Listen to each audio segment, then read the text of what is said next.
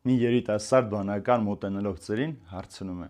հայր, ցանկասիրական մտքերը ինձ սպանում են, ինչ անեմ։ Ծերը պատասխանում է ասելով. երբ կինն ուզում է երեխային կաթից կտրել, ներ կրծքի վրա դառ ինչ-որ բան է քսում, եւ երեխան սովորության համաձայն մոտենում է կուրծք ուտելու, դառնության պատճառով հրաժարվում է կաթից։ Այնպես էլ դու քո մտքերին դառնություն խառնիր։ Եվ ո՞րն է այդ դառնությունը, որ պետք է խառնեմ իմ մտքերին։ Մահվան եւ մեղքի հիշողությունը, որ սպասում է, թե ինչ պիտի լինի մեղավոր մարդու հետ, դա քեզ հեռու կպահի չար մտածումներից։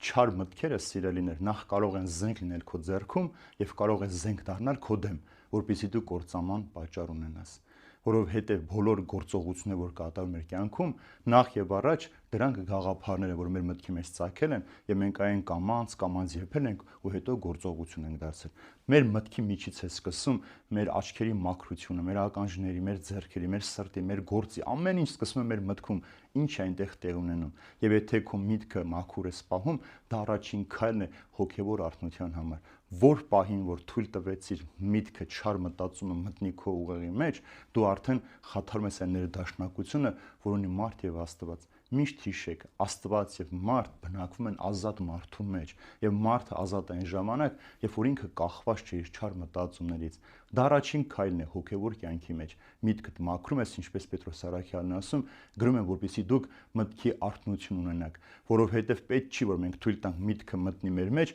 հետո սկսենք դրա դեմ պայքարել, այլ այնպես պիտի անենք, որ չար մտածումները չկան եւ մեր կյանքը չռմբակոծեն։ Եվ ինչպես ժամանակակից սուրբ հայրերից մեկն է ասում,